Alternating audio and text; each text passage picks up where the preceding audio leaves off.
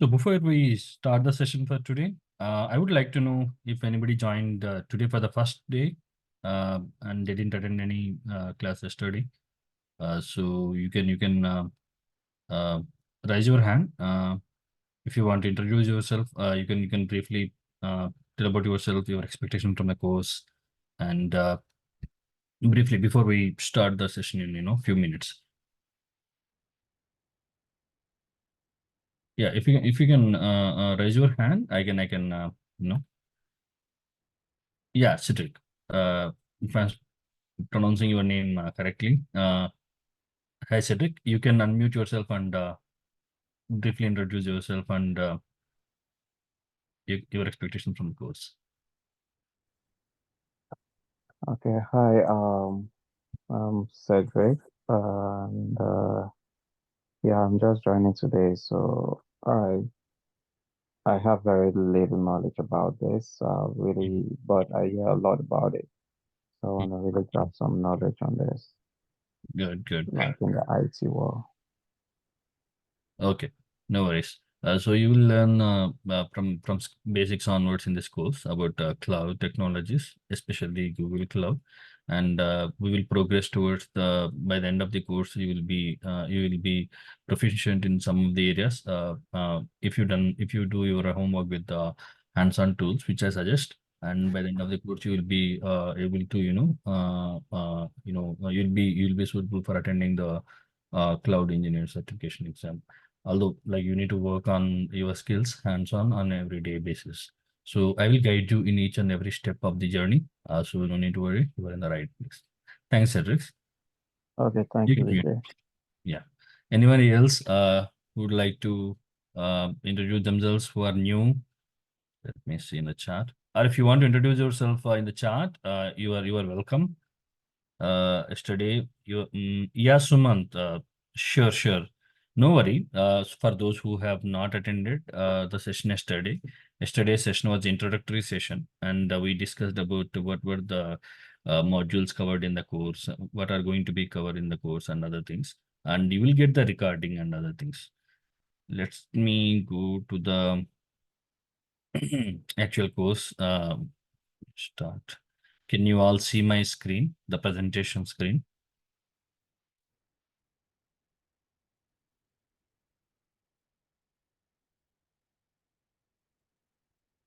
Okay, sure. Let me.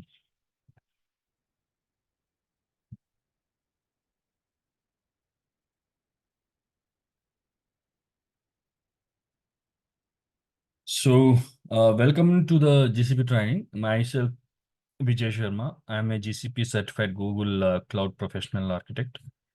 We are here at Logix Lab Technologies, a premium institute where we train and help individuals, reach their cloud and DevOps and other roles which they are aspiring for. This is the course details. And most importantly, these are the support numbers. You can reach out to our support team for any of the doubts and queries you have. You can reach us on these numbers.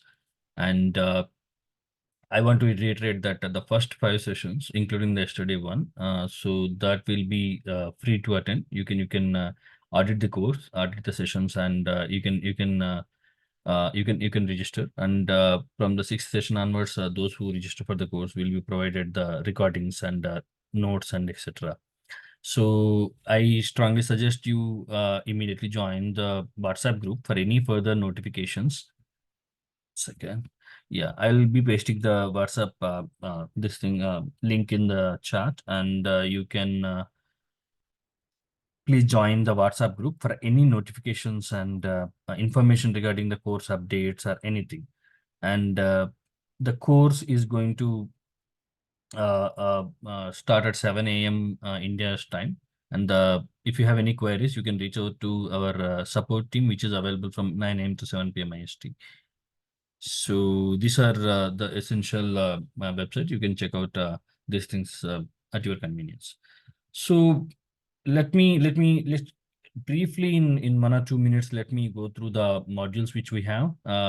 Yesterday we have just discussed what we are going to cover in the course. Essentially, we will cover in the module 1 basics of cloud computing and Google Cloud fundamentals, which we will be today's agenda will be like mostly cloud computing. We will address the challenges and what is the necessity of cloud computing and other things. Those who might have understanding of cloud computing little bit, you might be little bit bored, but please stay put, and we'll discuss some new concepts also which were of debatable in nature. So in the first module we'll discuss all this Google Cloud fundamentals and cloud computing, and then we'll go to identity and access management. Then in the third module we'll cover the computing services such as VMs and the associated tools and technologies. And then we'll talk about how load balancing, auto scaling works in GCP at length. What are the tools? What are the different parameter, different technologies, and different best practices available for load balancing and auto scaling available.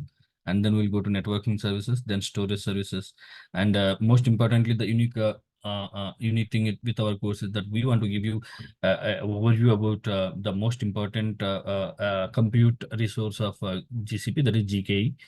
So giving you an edge over others, so that you might not be just a cloud engineer or DevOps engineer. You would be aware about Kubernetes concepts, and you will be aware why it is necessary and how to work with it. Then we will go to logging on monitoring, which is essentially important for SRE and platform engineers. And then we will go to some serverless services, which are important for a startup environment, how you can bootstrap your application and begin as soon as possible. Then we will talk about Google's most important service, the big data and machine learning services. We will go through overview of each of the services and how they work with and other things. We will take up a few scenarios how to work with BigQuery and Dataflow and Dataproc, how to make use of these platforms which we get from Google Cloud. And then in module, we will discuss about the certifications available paths, and we will provide certain dumps and learning resources. So till now, this is where we have discussed till yesterday, and we will proceed with today's agenda, that is cloud computing and introduction to cloud computing. Before I jump into that, let me quickly see if anybody has any doubts or any queries. Put it in the chat, or you can raise your hand. Okay, anything is fine with me. Before I start my session on today's concepts on will there be labs? Okay, see, you need to register for Google free tier account, and I will be suggesting you few labs and giving you certain scenarios. Okay, what you need to do is that all those scenarios are based out of free tier based. You won't be asked to create anything that is charged. So you will be given $200 credit if you create a free tier account, and I will give you scenarios, and that you have to practice on your own. And it is a sort of hands-on exercise lab for yourself. I'll be showing how to work with them, and you can practice it at your own convenience. Will that address your question, Anil? Good. Okay. Now a quick exercise to everyone in the group. Okay, I want you to put it in the chat. What according to you is cloud computing? Okay, everybody go to the chat, and when we discuss about cloud computing, or you hear about cloud computing, what comes to your mind? Quickly, in like maybe 1 or 2 lines, you can write. I want everybody to put it in the chat, so to understand at like what is the perspective out there. And if you are absolutely new to cloud computing, you are not, then even put that in the chat. Okay, I'm new to cloud computing, no worries. Okay, we are all here to learn, discuss, grow, and perform, right? So put it in the chat. I want everybody in the group to put it in the chat what cloud computing is to you. How do you understand, or in quickly in 1 or 2 sentences, please put it, guys. I'll wait for it. I'll give you a minute. All of you, I request to go ahead and put it in the chat. What cloud computing is according to you?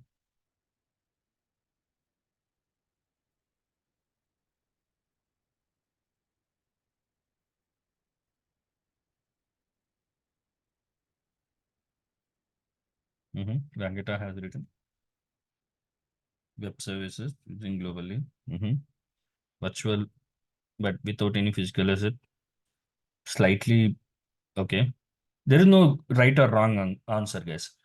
The perspective matters. Okay, so put it irrespective of whatever. Don't think about right or wrong. Okay, I want your perspective. What you. Then we will talk about different schools of thought, and we will discuss how to understand different cloud in a way that our clients or our organizations see it. So put it simplify data analysis, size, writing. Okay, optimize the data for customer good. FOSA wrote accessing and deploying computer resources using the internet. Very good. Thank you, everyone. And Greta storing data in else bus. Okay, good. Anil, related unlimited server capabilities, compute services, networking, etc. Good, good. Come on, guys, keep rolling. Running our applications, web hosting remotely. Nice. Anybody is missing? I see a lot of attendees and I see only few messages, guys. Did anybody miss? See, this course is designed to be interactive. If you don't interact with me, right, the amount of knowledge or the way you understand is restricted. So if you interact with me, then we help you in growing and learning in a better manner possible. Okay. Okay. Running our application remotely, centralized data to access my anywhere in the world. Okay, good, Praveen. Yeah.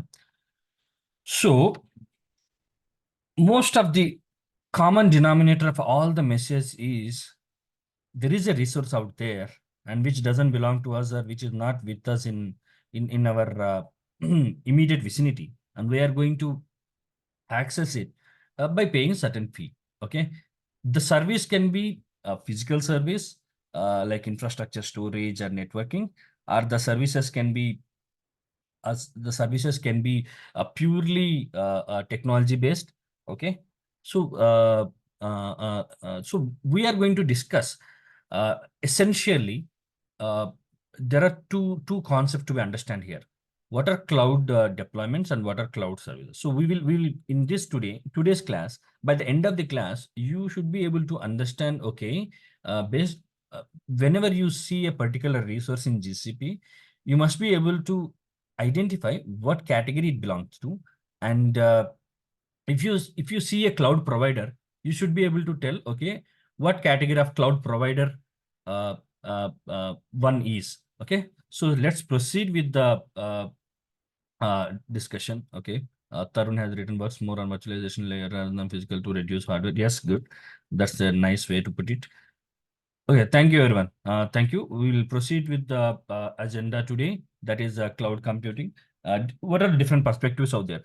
Again, it's not a theoretical. Nobody in the interview is going to ask you what is the definition of cloud computing, or tell me the difference between a public cloud and private cloud, or infrastructure. What is the difference between? No, nobody is going to ask that. We are way past that level. Okay, now what does we need to learn is that we as engineer, cloud engineer, we must be a DevOps engineer, sorry, platform, whatever you are, engineer or architect, we must be able to design a solution which makes use of the resources available to us in the best manner possible. For that, we should be able to determine when to use which type of resources. So for that, today's session is going to help you. I'm going to give you lot of content, but I will going to touch up in the limited time available to us most important concepts available, and I will be providing the course the content of this PPT. And at your free time, there is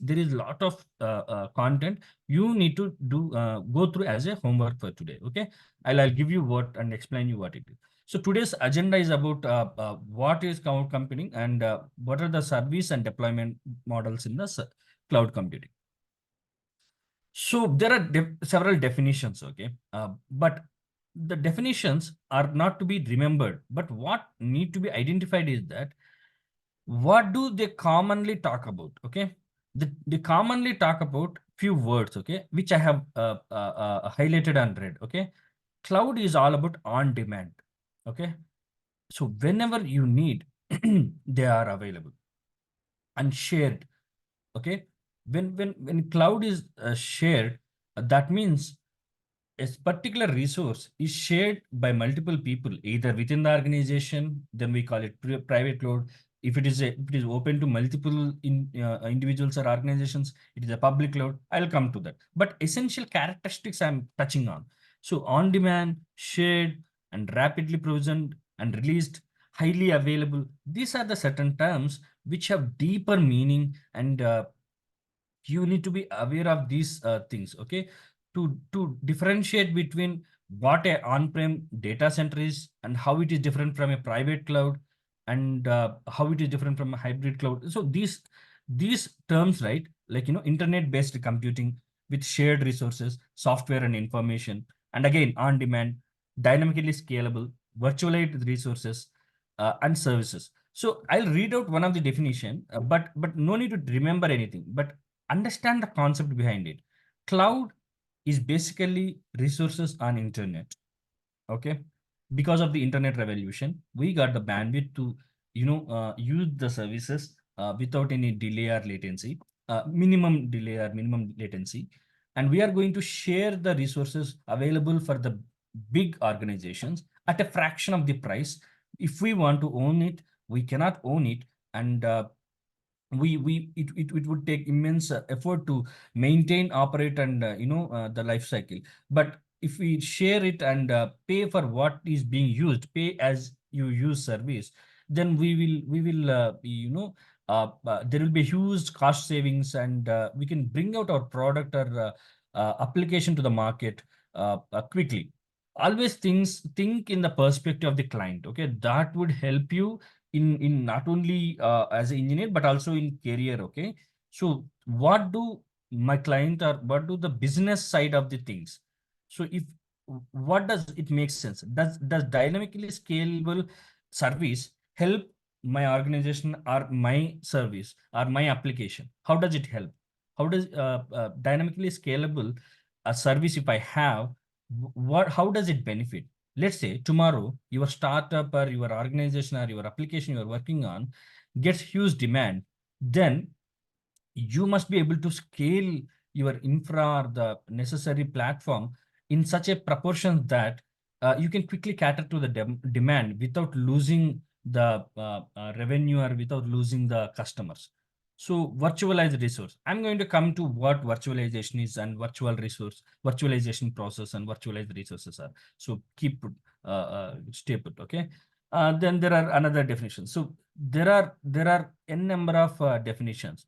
What is the common denominator among is we have seen here.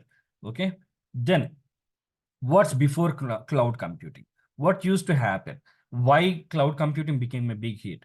So if you see the screen, earlier what used to happen? We used to have a traditional uh, one second, yeah, we used to have a traditional rack server based data centers, which will have something called huge servers with a few terabytes of RAM and a few gigs of memory and other things.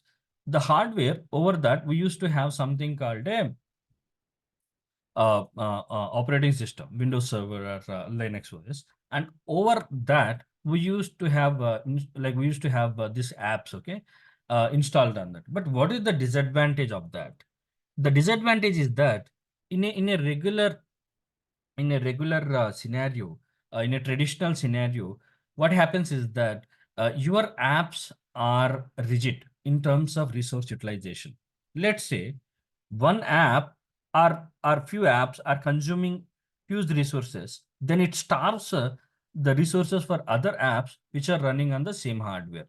That is one scenario. Another trouble is that, let's say you have your own data center with rack servers placed, okay, like this, and you have three servers placed, okay. But what happens if you are if your one of the servers breaks down? Okay, usually what happens, we have something called as a backup server. We always keep if you have maybe Anybody of you who have worked in data centers a few years back, or maybe long back, you have heard, we don't keep individual servers. Okay, whenever we provision a server, we have something called as a backup server. Okay, but what about something happens to your data center itself? Okay, any outage is there, then both the servers will go offline, right? So similarly, what happens if the demand is more and the number of servers you have is not sufficient? You know how much difficult it is to present a bill and get through the enterprise billing and finance teams and get a new server. It is immensely difficult. If somebody is aware of the billing process and how the tendering and everything goes through, it is very difficult. So this is not suitable for an agile world which want to go to market at a faster pace and bring out new versions of the applications at much faster pace. This is not a suitable model. Then what is the alternative? Then we came across a concept called hypervisor. What is a hypervisor?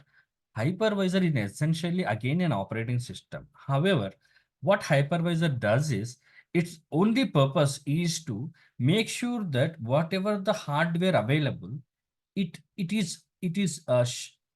makes it shared across different virtual resources called virtual machines. So there are two types of hypervisors, type 1 and type 2. Type 1 hypervisors are something which are used at data centers. Uh, and uh, what their purpose is that they directly link to the hardware and share the resources for the VMs which we provision. And type 2 hypervisors are something like Oracle VirtualBox, or some of you might have worked VMware Workstation. These are type 2 hypervisors which are based on not on bare metal. Bare metal, when you hear bare metal, it means a pure hardware without any OS or something on it. Okay, if I have a system you buy out in the market, you install your own OS, right? Something like that. Not exactly, but similar to that. But type 2 hypervisors are something which you install over and above an operating system and helps you in virtualization. So virtualization is an abstraction of the resources away from the underlying physical resource you have. But always remember, there should be a hardware for you to virtualize. That is essential. So now in virtualized stack in VM, in virtualization, what happened is that now you got certain flexibility in how you can decide which OS I'm going to run and the app how much I can give resources to. But again, you can identify that the amount of resources are predetermined. You won't get the flexibility in dynamically provisioning of resources to that. Okay, for that purpose, and also if the VM has to restart, there is so much booting time involved in it, and if VM is consuming less resources, again we are coming to the same problem. So now the next level is called containerization, which we will discuss at length in one of the module 5 or 6, about how containerization solves the problem of drawbacks with basic virtualization. But here the idea is that virtualization is an enabler. Without virtualization, we don't have cloud. Now there are hypervisors which helps us in the data centers of Google uh, by virtualizing the underlying hardware. Now virtualization is not limited to only computing. Virtualization is happening at different levels.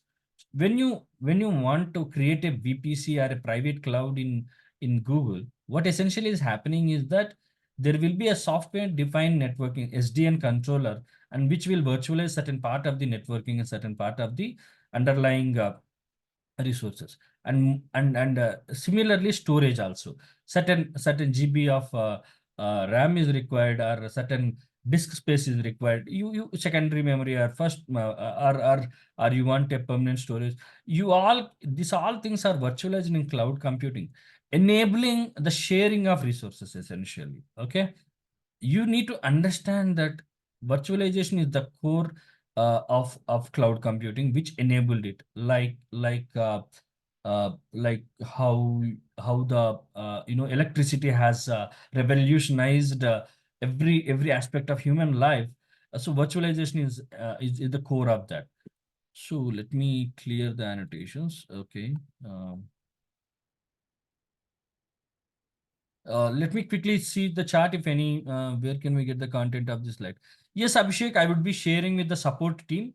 They will provide you the details of the how to access the slides, how to access the notes and the recordings and everything.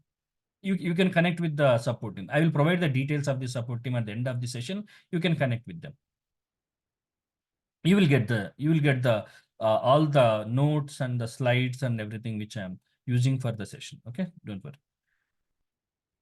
Okay, let's proceed further with our session.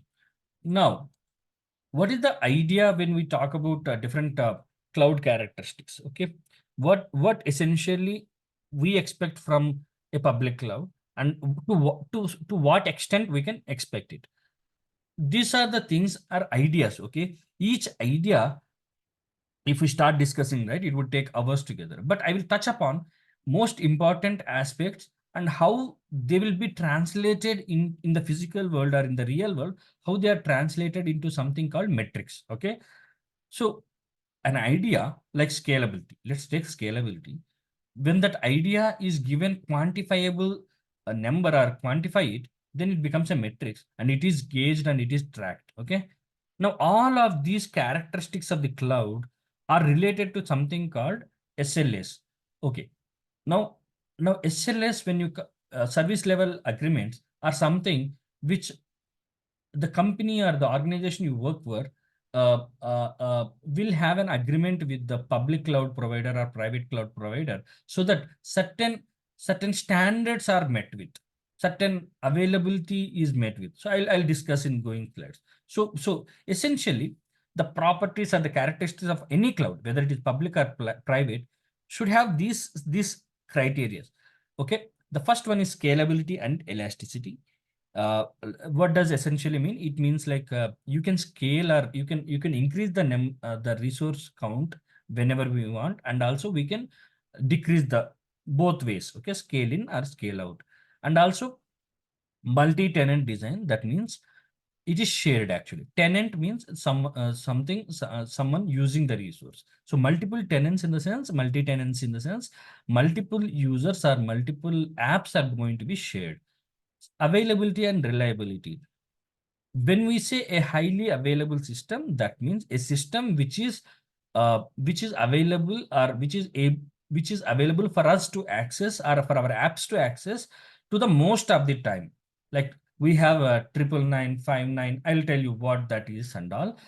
Basically, it means that it doesn't go down. Simply, reliability is something, means that the expected performance is reproducible.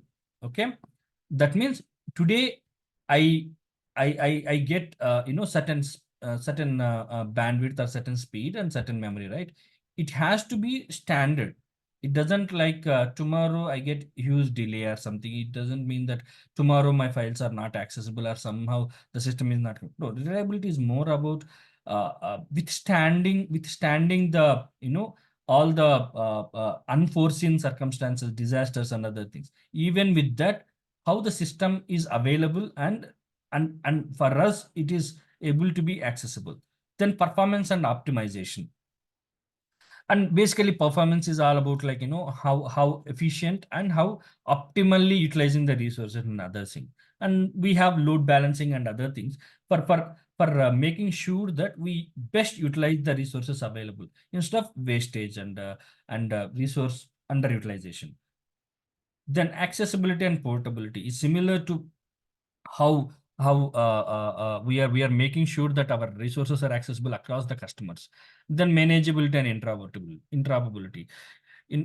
So how we can automate our apps access to the resources, that is one thing. And then monitoring and billing system. Now we are going to touch upon most important of these properties. And in a real world scenario, when we are working with the client, what are the aspects which we talk about, what are the aspects we commit on, what are the aspects they expect from us as an engineer.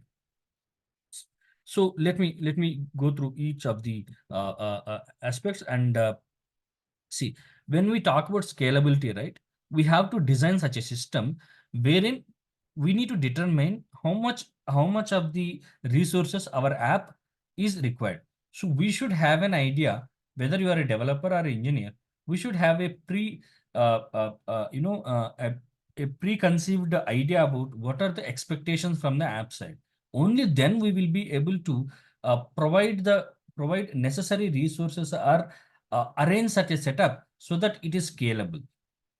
I'm briefly giving the idea here, but in the future modules, right, we are going to demonstrate them, learn how we can translate these theories or ideas into practical ways. Like for example, when I talk about scalability, I am going to discuss when we are doing compute engine module or a virtual machine module, we are going to discuss how VM scale sets enable scalability, how the scaling policies or scaling configurations help us in scaling in or scaling out the systems. Scaling in and scaling out are just terms for making sure that we have uh, you know uh, addition of resources or removing the resources as per the demand.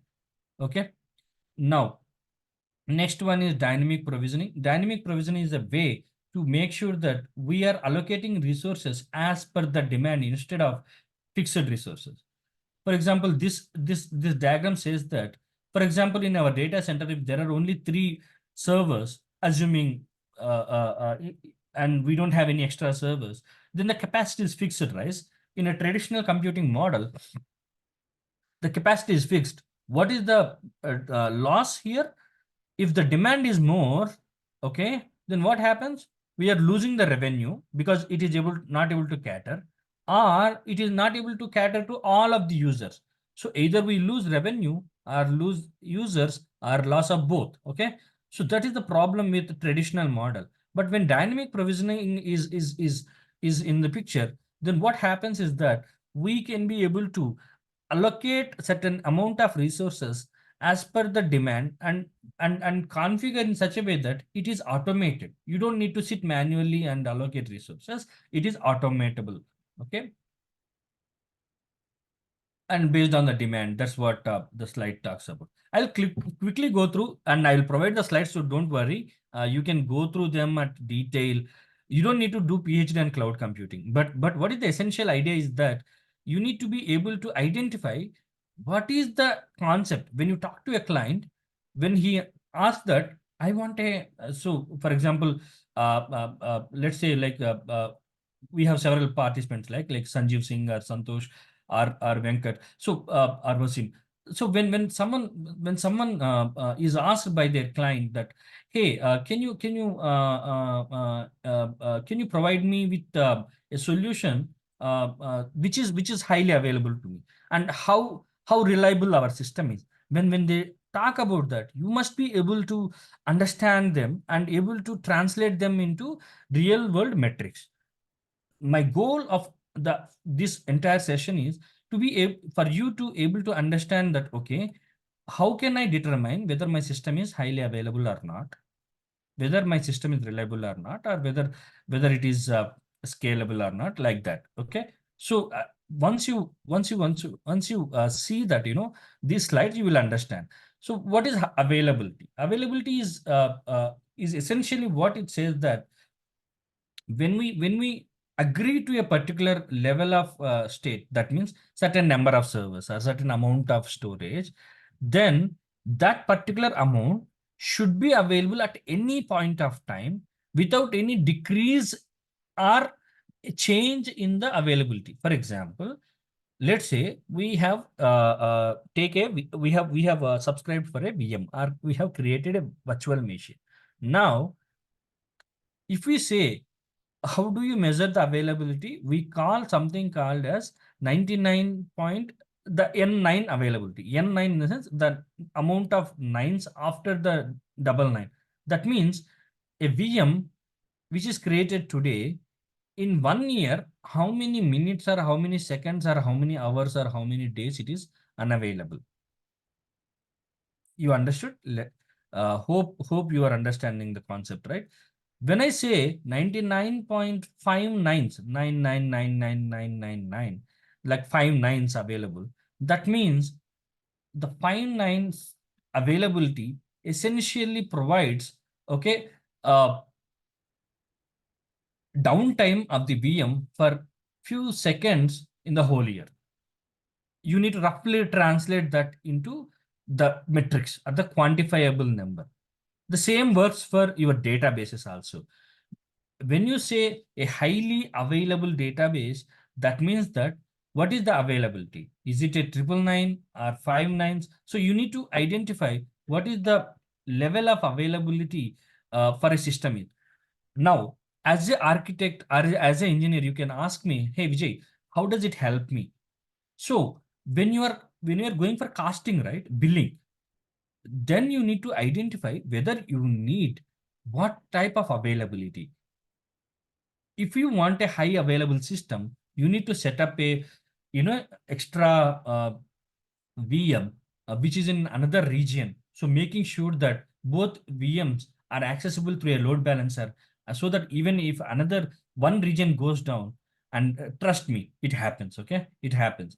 Regions and services, sometimes they go down. It happens frequently, and be prepared for that. So when one region goes down, the other VM in other region, which is exact replica of that, is available. So that means essentially the apps which are hosted in those VMs or those resources will always be available to the client. So now the real question here is, how do you pitch this to the customer and tell that, okay, I'm going to charge you, or you are going to be billed for 2 VM. Now it is up to again client to determine whether to bear the cost or not. Now the trade-off comes into picture, whether you need, whether how much availability you can afford and the project can proceed. So these are very, very real and tangible things which we need to understand. So when you read them, don't read them as a concept. Okay, nobody's going to question you. Nobody's question you like whether service is fault tolerant or define fault tolerance. No, no one is going to question. But how you design a fault tolerant system is immensely depending on how you understand it. Okay, so when you talk about fault tolerance, what happens in the event of failure of some of the components or most of the components, still the service is available or not? This is a very challenging situation. So for this to happen, again, how the system is built is very important. So we should be make sure that our app or our pipelines or our resources or our project should not have our minimal single points of failure, so that if a particular resource is the only bridge between two particular resources, then if that goes down, there won't be any communication between the other two resources. So we need to identify single point of failures, avoid them, so to make sure that fault tolerance is not available. So in a public cloud scenario, these characteristics, all of these things, or most of these things, are already designed by the cloud provider. Like Google, when it designs its systems, right, they try to avoid single point of failures in their setups. Okay, but when you are utilizing those systems, how you build for your project or for your application is up to you.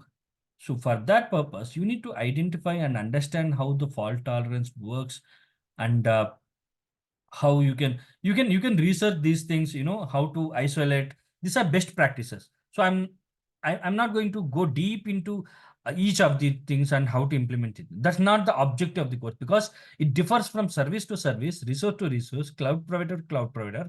So the idea I can touch upon, what you need to do as a homework for today is go through the PPTs. I'll ask the team to make these slides available, so that you can download from the necessary portal or somewhere, and make sure that you understand these concepts.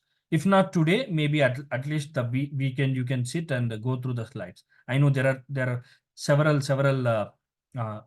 slides here. So resilience is most about how it can withstand disasters. Okay, if a region or a zone goes down, how you can still make sure that you have necessary backup of your database available, or VM is backed up and ready to be again make hydrated again, something like that. Comes to security, how secure is your app, is whether multi-factor authentication is enabled or not, or how do you authenticate and authorize a user to the resources, or if there is a service to service communication, how do you authorize one service utilizing the cloud services. Like your application will have multiple microservices which need access to storage to process and store that. How do you ensure that there is a proper security is maintained, which how do you utilize the service accounts in Google. So such thought patterns should run. Okay, whenever we discuss in the future modules, right, always keep one thing in mind. There are I think it is one of the famous poet, English author, who says that there are five best friends. Okay, that is how, who, where, when, which, why. So out of all these things, the most important is why. Why we need to talk about this? Why we need system security? Then comes the next question: what is system security? Where we are using? When I can use it? Which particular tools I can use this? So think in that manner. Then you can be an excellent engineer and architect. Okay, the system security talks about mostly the data protection and identity management, application security, and the privacy for the data which we are using. Uh, and when we are discussing different modules, right? For example, data processing in the data module, or in identity and access management module, we will discuss that, touch upon the tools which utilize these things. Okay. Now we are discussing only about theoretical and ideas behind cloud, and how they have been implemented in Google. In the further modules, we will see how these ideas are translated in the real world into the tools which we be using. We'll quickly go through the chart. Any doubts? Okay. Okay. No doubts. Okay. Very good. Hope everybody's keeping track of the slides and able to hear. Since it is early in the morning, I hope nobody is asleep. Please uh, quickly type, like, you are getting the concepts. Are you clear about what we are discussing? If you are clear about what are the concepts we are discussing, please type yes. Okay. Explanations of the technical terms you are talking. See, okay. Uh, there are like 100 technical terms in this thing, and which not all are important, but wherever essential. For example, I have discussed what is fault tolerance, what is scalability.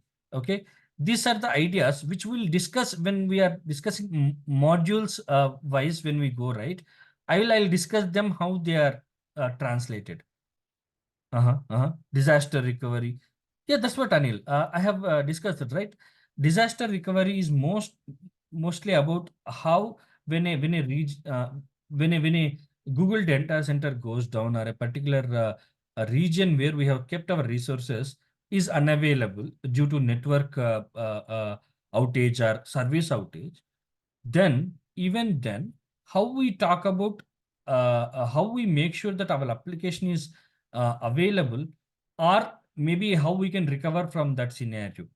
And theoretically, I cannot discuss, right, like, which resource we can take example. Let's say, if you want to discuss about disaster recovery, let's say database as a scenario. Now, database has to be periodically backed up, so that when a disaster occurs, you can recover to the point.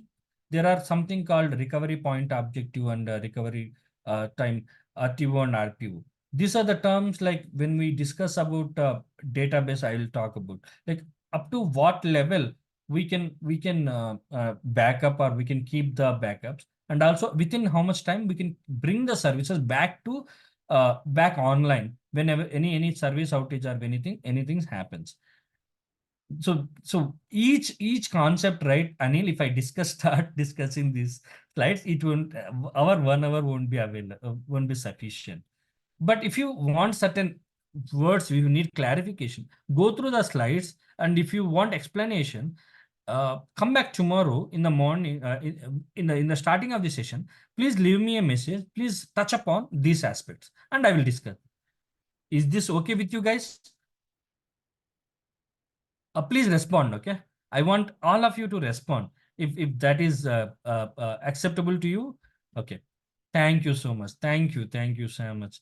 I love you guys. Really, really great. Thank you so much. Let's proceed with other aspects. Okay. So manageability is mostly about, how the ease of use and how manageable it is, and also how when we talk about enterprise-wide implementation of the cloud, how enterprises can use the resources in a way that is compliant to the norms, compliant to the laws available, and other things like GDPR and other norms, right? Like how we can manage the resources without any issue with the compliance and other things. Then interoperability is basically like when we use a particular resource, can we again tomorrow upgrade it, or go back to a previous version? How interoperable that is, and then whether we can achieve automation or not. What is the state of monitoring and other things? And then this is more about how we automate. What are the frameworks we need for automating the services and other things. And then comes system monitoring. This is important. Control monitoring is more about control automation is more about, you don't need to sit and observe every time, right? You don't need to sit and reboot the system if it goes down. It has to do it by itself. That's called self-healing. And when something is misconfigured, there should be a way so that it configures itself properly. For example, I'll take an example of Kubernetes. Okay, Kubernetes is a very intelligent system. What happens is that if a application running as a container goes down because of some issue, right? There is a way. It has something called probes. So it will tell that, okay, system has gone down, restart it. Okay, you don't need to go and sit and restart the app which is running as a container. System has to be able to do that. Okay, that's how it should be. Similarly, in a cloud, when a VM is not performing, not because of our application, because of the any OS or because of any hardware issues, then the cloud provider should have all these features. The control automation should be in place, and obviously, all the providers, cloud providers, public, private, community, or whatever hybrid, whichever way you call, all of them have the features. Then we go to system monitoring.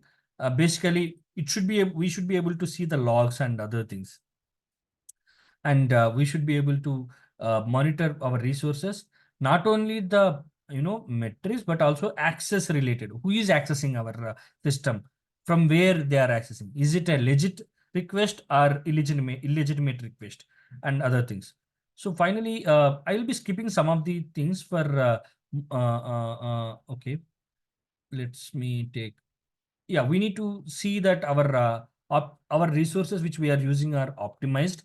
And then parallel processing is mostly about their how the data centers are designed to optimally utilize the CPU cores, or the memory that is allocated, and other things. What are the technologies they are using? But we don't need to worry about what they are using in the back end. But load balancing, again, load balancing is more about, like, how our resources are scaled, and when they are scaled, how the traffic is balanced. For example, we have one VM, and our application is placed there. And what happens if the one VM couldn't able to cater the demand? Then we have to scale the VM. Scaling means increasing or decreasing the change in quantity. When we are scaling in, that means we are scaling out. Sorry, when we are scaling the system, that means we are increasing it. Scaling out, that means increasing.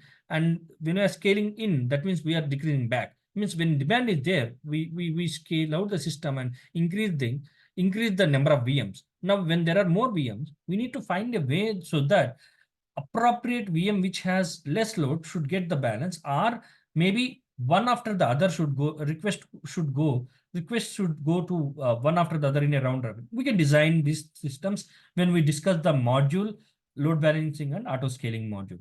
Then there are schedulers, how accessible and portable. For example, our application is there. Our images are there in one of the registries, or we have a database. How flexible and portable that we need to now lift it and shift it to another cloud provider or another type of offering available. So how the access is it uniformly accessible or something is there? So the benefits I won't be discussing. Everybody knows the benefits.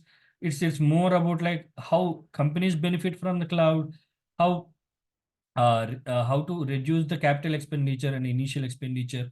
These are more of architecture wide concepts which you need to understand in a in your free time. You can in your free time. Okay, I'll provide you. Now the most important aspects are service models and deployment model. This you need to understand. Till now, I hope like no issues are there, no doubts. Okay, fine. Okay. What is a service basically? Service is something you are provided. Okay, you are provided and you are paying, or you are somehow reciprocating it in a manner that is apt for that thing. So when a service is provided, right, then there are certain standards and the categories to it. Now, in our cloud computing, all the resources are services basically. Every resource that is given to you is in the form of a service. They are not providing physical hardware to you, but they are giving you a service by which you can use that hardware. Similarly, they will be providing you a platform or a software, and you will be using it. Now, what are the basic types of services we have and the difference between them? Now, to give you a basic idea of what are the services available, there is infrastructure as service, platform as a service, software as a service. So when we talk about infrastructure as a service, that means whatever the infra is there, the underlying infra, they will provide. But it is your responsibility what you will install on it, how you secure it, and how you run the application over and above it. It is up to you. When you talk about service models, remember one thing. It's all about responsibility. There is shared responsibility model in cloud.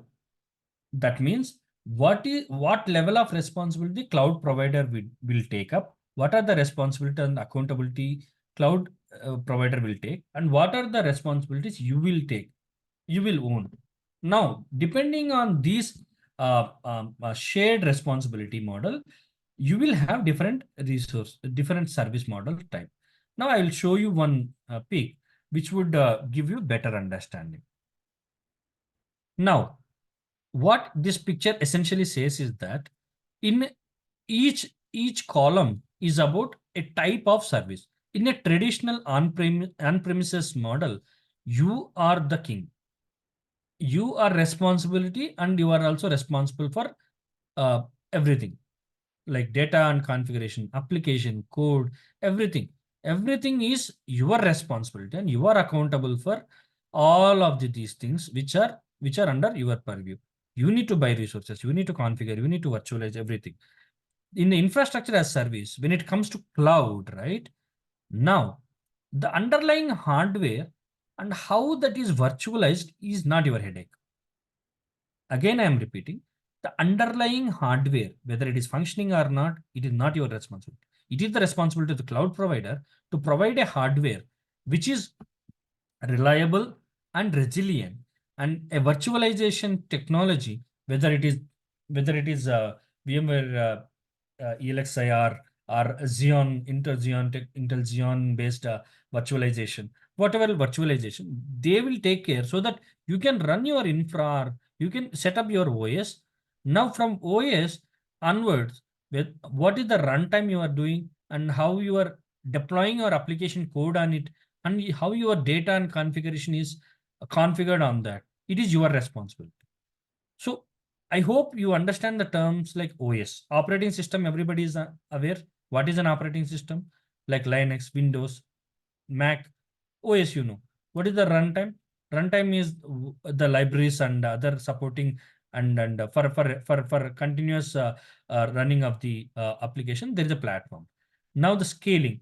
Scaling is mostly about like how you can scale the platform to host the code. Like if you are running IDE, right? Okay, or you are deploying your code and all, how you can use it and scale it. Then basically application of the application code, this is the most important part, where your developers will, or you develop some code, you deploy that code. Now code is not by itself will run, right? There is a data associated with code and the configuration, so that it will be which environment and how it is using variables and other things. So all of these things are your responsibility. Only these two, virtualization and hardware, is is the cloud provider's responsibility. Hope it is okay. We will exceed a few minutes today. That's okay, right, guys? We will stretch the session for 5 more minutes, and we'll continue the rest of the session, rest of the concepts tomorrow in the initial time. Okay, that's okay with you guys? 5 more minutes. Okay, good, good. Thank you so much, guys. Thanks. Super support. Thank you so much. Now, there is something new called container as service. I'll come at the end. Let's talk about platform. Now, one of the examples of infrastructure as a service.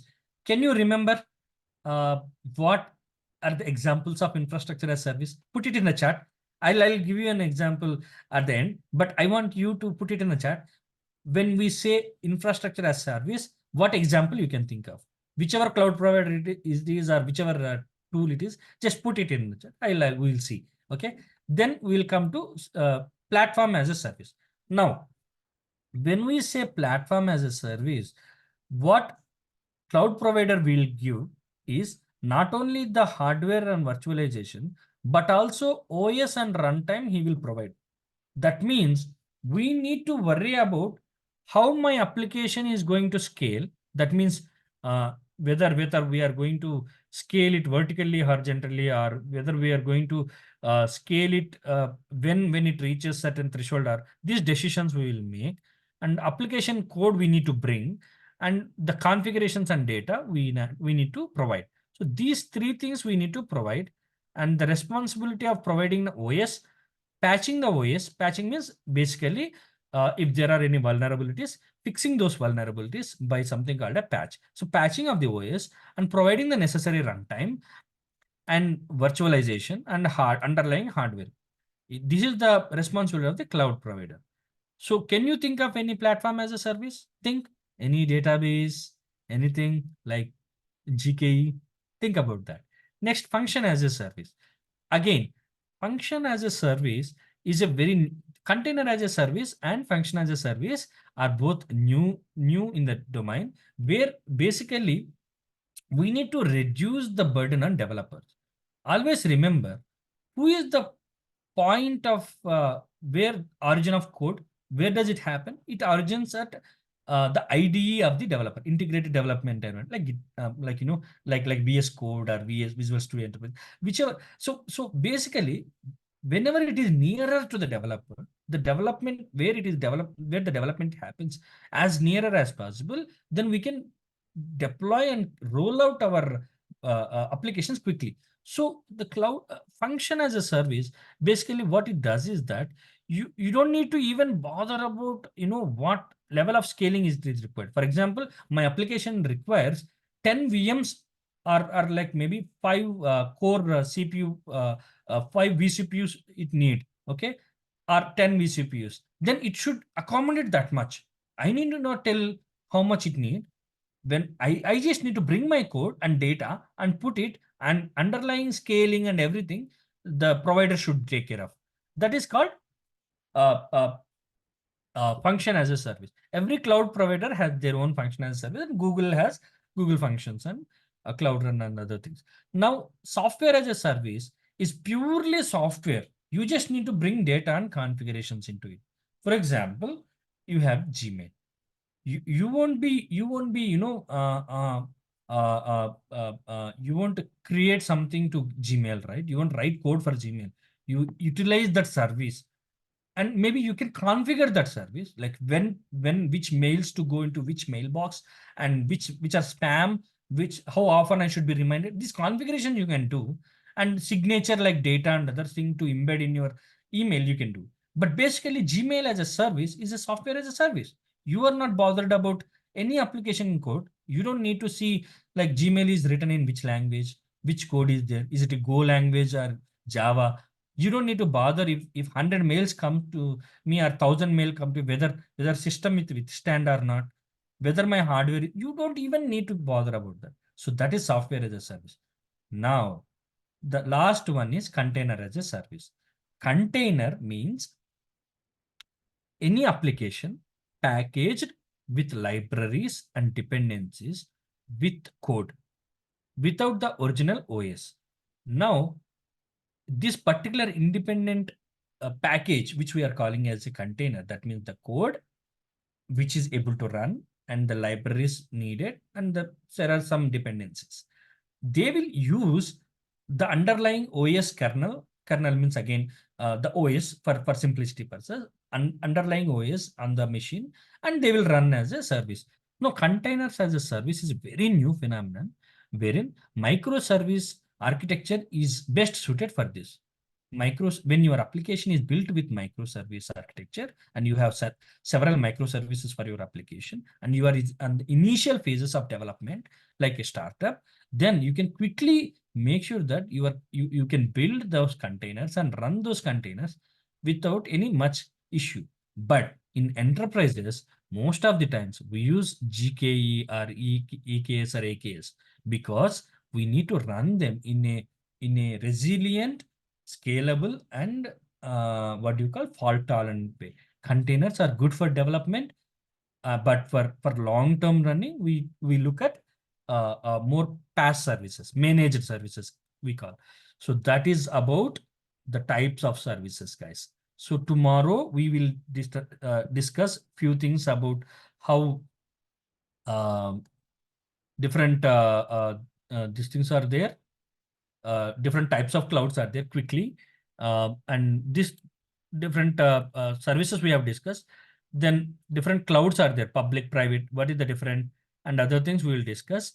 And then we will wind up the cloud module, and we'll start with Google Cloud Computing Portal, GCP, and we will discuss uh, the remaining concept there. So tomorrow, if possible, like you can by the tomorrow you can create your free time after the session, and I'll suggest how to go about it and other things. So again, I would like to reiterate, thank you so much for being a very fantastic participant. So I want you to go to this WhatsApp and mandatorily join this WhatsApp group so that you will be aware of all the necessary notifications. What about others? What, Saujan, I didn't get your question. Could you please elaborate on what about others? Other concepts you mean? We will discuss the remaining concepts tomorrow. Okay, I think I'm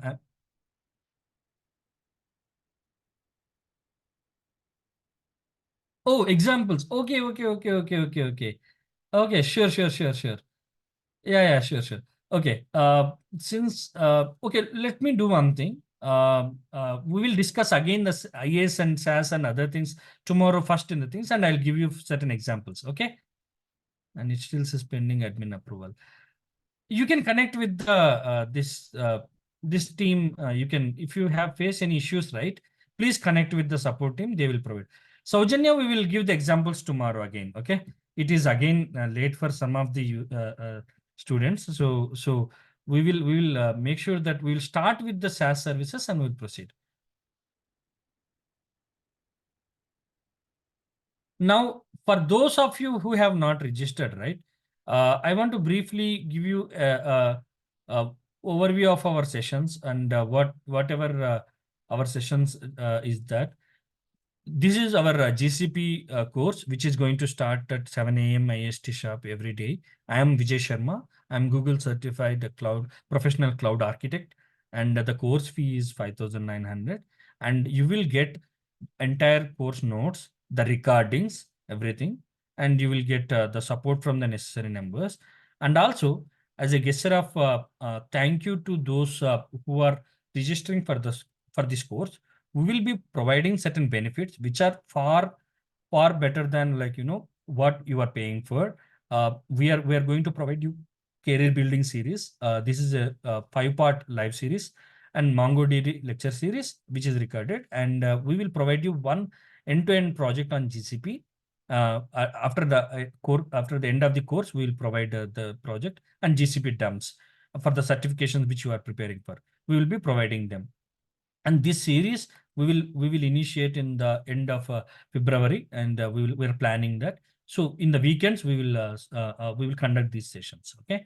So basically each of these is actually, if we have to pay, it's worth 15,000. But for those who are with us, who are the part of Logic Lab Technology family, please register and get part of this course and get these benefits. Okay. Thank you so much, everyone. You were asking about payment method. Okay. Yeah, you can connect with support, Tarun. Please connect with the support team. Kindly go to the payment link and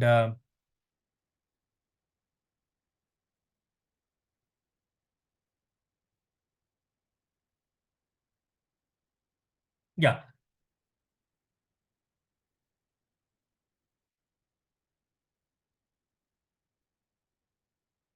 Okay. Okay. You want to discuss, Tarun?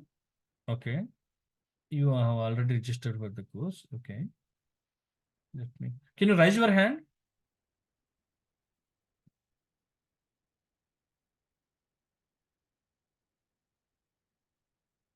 Yes, Tarun. Yeah. Hey, when I asked you about the WhatsApp group, right? You said to contact the support number, so that's why I asked, like I'm in US. So are there any US based support call numbers, or I have to call the +91 numbers only? +91. Our support team is based out of India, but they are even available till given the timings, right? Like I have provided the timings, 9 a.m. to 7 p.m. Try to Yeah. contact them, maybe as early as possible. Like maybe like if you are in Pacific time or Eastern time, then 7 a.m. 7 a.m. or 8 a.m. will be like 7 p.m. or 8 p.m. So you can connect with them. That should be fine, right? Yeah, that should be fine. I'm in Central Time, so 9 is nothing. Okay. So like Yeah. 9:30, so that is Yeah. fine. Yeah, sure. So please connect with them, and they will be able to guide you properly regarding Okay. course link and everything. Thank you. I'm muting you, Tarun. And who else is asking for? Solomon. Okay. Yeah, Solomon, you can unmute yourself. Hi, please, you talk about load balancer. Is that a service or an object? Very good question. It's both. Oh, Load balancing happens at multiple levels. Like for example, if we in the module where we will discuss whether it is a layer 4 or layer 7. So when it is a network based, right, sometimes underlying network infrastructure is required. But for a HTTPS load balancer or HTTP load balancer, it could be a service. Okay. okay. Yeah. Okay. So it depends So on you the pay type of for load it in balancer. most cases, or is it open source? Yes. Oh, okay. Thank you, sir. Anything else? All right. Okay, sure. Oh, that's all. I just wanted to clarify. Thank you so much. Sure. We will discuss You're at length about load balancers in the module dedicated to that. Okay, okay, everyone. We will call it a day. And we will ask the team to see how these slides can be provided to you. And tomorrow, as I promised someone, Saujanya or someone, I will start with the examples of these services, and we'll proceed to types of computing, and then we'll start with the GCP portal and how you can understand the GCP portal, what is the service, and how you can create a free tier account, and see till where we can complete tomorrow. So thank you everyone for being a wonderful audience, and see you tomorrow. Take care. Bye bye.